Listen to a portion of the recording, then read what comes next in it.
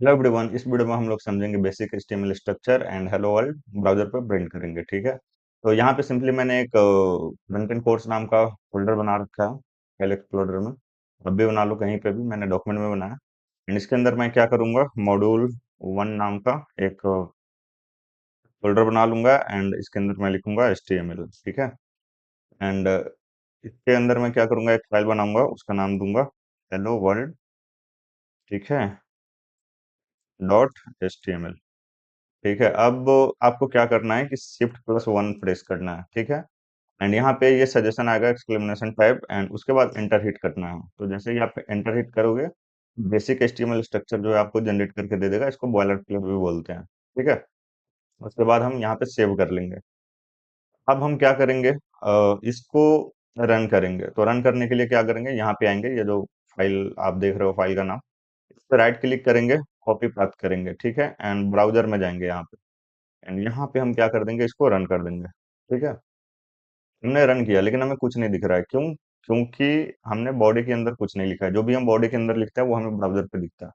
ठीक है, आपको एक चीज दिख रहा होगा, टाइटल के अंदर हमने लिखा है डॉक्यूमेंट। तो अगर आप देखोगे तो ये डॉक्यूमेंट आपको दिख रहा होगा, लेकिन ये क्या है सारा चीज समझेंगे हम इस वीडियो में। ठीक है, बीएस कोड में आएंगे एंड यहाँ पे H1 में एक जल्दी से हम लोग यहाँ पे लिख लेते हैं हेलो वर्ल्ड। ठीक है, सेव करेंगे, ब्राउजर पे जाएंगे। जो भी हम लोग कोड लिखते हैं सेव करते हैं, तो उसको उसका चेंजेस देखने के लिए हम लोगों को ब्राउजर रिफ्रेश करना होता है। तो हम ब्राउजर रिफ्रेश करेंगे, हमें चेंजेस दिख गया। लेकिन हम क्या चाहते हैं कि जो भी हम लिखें वो हमें सेव करते समय ही दिख जाए। ठीक है, तो उसके लिए आपको क्या करना है कि यहाँ पे जो भी आप आइकन देखते हो, कर्सर ले जाके छोड़ दोगे तो वो बता देगा उसका नाम, एक्सटेंशन। तो इसको क्या बोलते हैं, एक्सटेंशन। तो एक्सटेंशन पे क्लिक करेंगे एंड यहाँ पे हमें एक एक्सटेंशन की जरूरत है जिसका नाम है लाइव सर्वर। ठीक है, एंड यहाँ पे आएंगे, ये है हमारा लाइव सर्वर। इसको आपको इंस्टॉल करना है। मैंने पहले से इंस्टॉल कर रखा है, तो अनइंस्टॉल का ऑप्शन दे रहा है।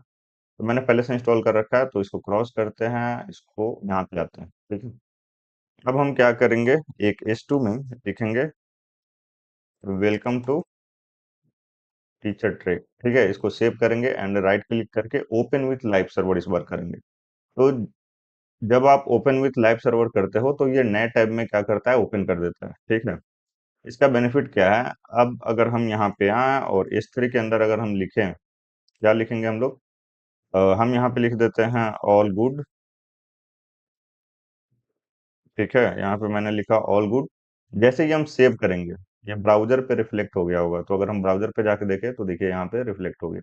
ठीक है, तो जो हम सेव करेंगे ब्राउजर पे ऑटोमेटिक चेंज हो जाएगा। तो यहाँ पे मैंने गुड से वेल कर दिया। ठीक है, इसको मैं सेव करता हूँ, ब्राउजर पे जाके देखूंगा तो ये देखिए रिफ्लेक्ट हो चुका है। ठीक है, तो ये था लाइव सर्वर। ठीक है, अब हम लोग एक एक जो यहाँ पे टैग है उसको समझते हैं। तो ये डॉक टाइप HTML का मतलब है कि जो HTML डॉक्यूमेंट है, ये HTML का 5th वर्जन है। ठीक है, और ये जो भी आप देख रहे हो की वैल्यू पेयर में, स्काई कलर का, ये जो लेफ्ट साइड में है, राइट साइड में जो ब्राउन कलर का आप देख रहे हो, ये की वैल्यू पेयर में, इसको हम लोग बोलते हैं एट्रीब्यूट। ठीक है, ये क्या होता है, जब हम एट्रीब्यूट पढ़ेंगे तो जानेंगे। ठीक है, तो ये हमने समझ लिया क्या होता है।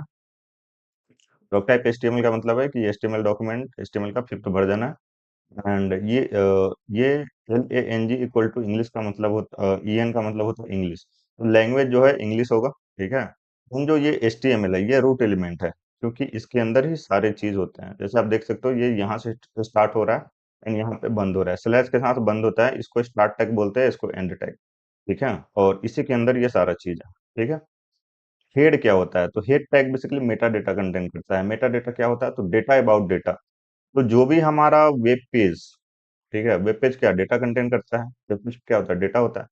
तो जो भी हमारा वेब पेज पे डेटा होता है वो इस हेड टैग के, उसका जो डेटा होता है वो हेड टैग के अंदर हम लोग लिखते हैं। और वो किससे रिलेटेड होता है, वेब पेज से वेब पेज से रिलेटेड। तो हेड टैग क्या करता है, मेटा डेटा कंटेन करता है, मीन्स डेटा अबाउट डेटा। तो जो भी ये डेटा होगा, जो भी हमारा वेब पेज होगा, वो बॉडी के अंदर जो हम लिखेंगे वो हमारा वेब पेज होगा एंड उसका डेटा ये कंटेन करेगा कुछ कुछ। अभी मैं आपको एग्जांपल के थ्रू बता दूंगा क्या कंटेन करेगा। ठीक है, तो जैसे आप देख सकते हो कि सपोज हमारे ये वेब पेज है एंड सपोज हम होम पेज बना रहे हैं। ठीक है, इसको चेंज करके मैं कर देता हूँ होम। एंड यहाँ पे मैंने कर दिया welcome to teacher track, and इसको मैं हटा देता हूँ, ठीक है। वो जी हमारा वेब पेज है, ब्राउजर पे जाएंगे तो देखिए ये home, welcome to teacher track, ठीक है, सपोज हमारा वेब पेज है। यहाँ पे आते हैं। अब ये हमारा होम पेज है, ठीक है। तो यहाँ पे टाइटल के अंदर हम लोग लिख देंगे यहाँ पे कि ये जो है ये होम पेज है, ठीक है। तो ये बेसिकली किसके लिए है? इस वेब पेज के लिए है। ये डेटा किसके लिए है? इस वेब पेज के लिए है।